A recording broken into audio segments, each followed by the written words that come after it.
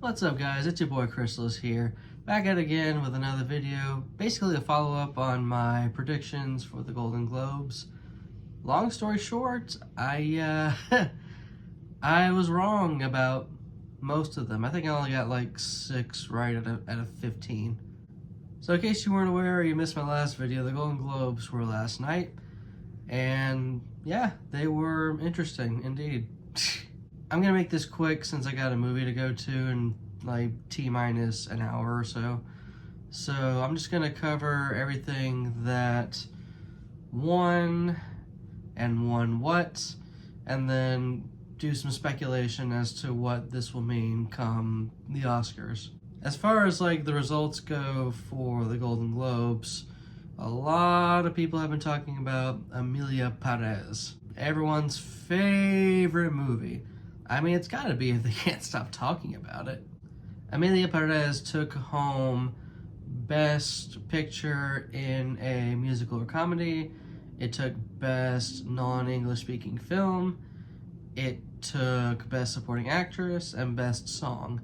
And I personally think it only probably deserved only 2 of them at most. That's just my opinion, though. I think that a movie like Anora or The Substance should have won the Best Musical or Comedy, but that's what the good folks of the Golden Globes decided, so there you go. The rest of it I'm not super surprised by, since, you know, I did predict that it would win Best Non-English Speaking Film. I did predict that Zoe Saldana was gonna win Best Supporting Actress since she was great in that film.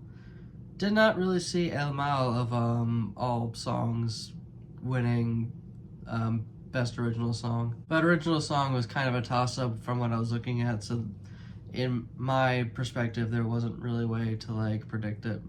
As far as how I feel about Emilia Perez as a whole goes, since that's a whole other topic of discussion, I'm gonna save that for when I either review it or review it, because I think that deserves its own video. So I'm gonna wait until it probably inevitably ends up getting nominated for like more than 6, but no more than 10 Oscars come Oscar season. Anyhow, The Brutalist ended up winning 3 awards. It won Best Actor, Best Director, and Best Movie or Best Picture for a drama. That one I wasn't really surprised by at all. Actor kind of took me by surprise though, because I thought it would have ended up going to Timothée Chalamet for Bob Dylan, since he was wonderful in that. But, you know, take my prediction with a grain of salt, since I have not watched The Brutalist, along with many people, since A24 are persistent in this distribution strategy to make a movie do really well, releasing it during award season. Yeah, apart from those 2, there wasn't really that much to report, aside from all the times that my predictions were wrong. Oh man, do not let me side bet or gamble. One of my predictions was that Wallace and Gromit would win Best Animated Picture, ended up going to Flow, but I didn't count Float out though when I made that prediction. Best Female Actor in a Drama went to Fernanda Torres for I'm Still Here.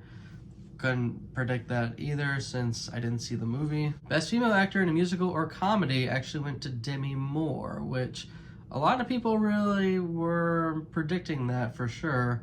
I was certain it was going to go to Mikey Madison, but honestly, Demi Moore, we all know her. We all love her. She's been in the industry for decades, and the fact that this is like her first award, I think, is nothing less than like amazing or astounding to me. And then Best Performance by Male Actor in a Motion Picture went to Sebastian Stan for A Different Man. Really want to see that movie. I think that's coming out in HBO Max next weekend. I couldn't really give an accurate prediction to this one either, since I don't anticipate much of any of them to be nominated for Best Actor come Oscar season, but I could be completely wrong. Also, Kieran Culkin, like I suspected, won for Real Pain. He absolutely killed in that role, so I expect him to continue to do that from here on in. Screenplay actually went to Conclave. Good for them. That Conclave was awesome. I did prefer Anora over Conclave, but even then, Conclave is just a well-written and well-adapted screenplay that I'm not mad at all that it ended up, winning the Golden Globe. Original score went to Challengers, which I suspected it would. It's the only award Challengers won here. And Cinematic and Box Office Achievement, this was the one that I felt was super made up and didn't really make any sense at all. That went to Wicked, and now I'm starting to think it's not necessarily how much a movie ends up making at the box office. It's now just, I guess, which one's the most popular. As far as film goes, that's about it. Shogun really took away a lot of Golden Globes in the TV drama category. Baby Reindeer ended up winning Best TV Limited Series over The Penguin, which was interesting. And Hacks ended up winning Best TV Series Musical or Comedy over The Bear, Abbott Elementary, and The Gentleman, and Only Murders in the Building. As far as what I think this will mean for Oscar season, it's apparent that we may be seeing reoccurring themes as it relates to actors and possibly even what ends up winning Best Picture. Because now you have a toss-up between The Brutalist and Emilia Perez, possibly. Or you might have like a third option like with Anora or Conclave or A Complete Unknown, or Dune Part 2, or whatever ends up getting nominated for Best Picture. But the combination of Kieran Culkin, Demi Moore, Adrian Brody, and Zoe Saldana, you may want to anticipate the awards going to a combination of these four, and maybe like one of them swapped out with something else. I don't really anticipate Emilia Perez to take Best Picture. I think that's just way too polarizing of a film to be winning Best Picture. But I also don't know if it's actually going to get nominated or not. It's eligible for nomination for Best Picture, but, we'll see. As of right now, if I had to pick 10 movies for Best Picture nomination, I think it's going to be like Emilia Perez, The Brutalist, Dune Part 2, Anora, Conclave, possibly A Real Pain, maybe A Complete Unknown. Right now, my brain's having dial-up sounds trying to remember what all came out this year. Sing Sing could be possibly another Best Picture possibility, as well as The Substance.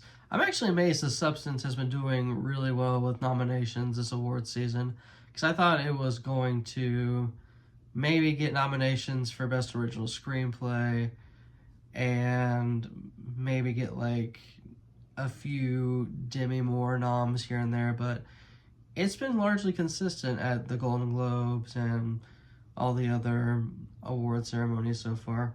So I actually don't doubt that it will end up getting a lot of nominations come the Oscars. Anyhow, those are my thoughts so far.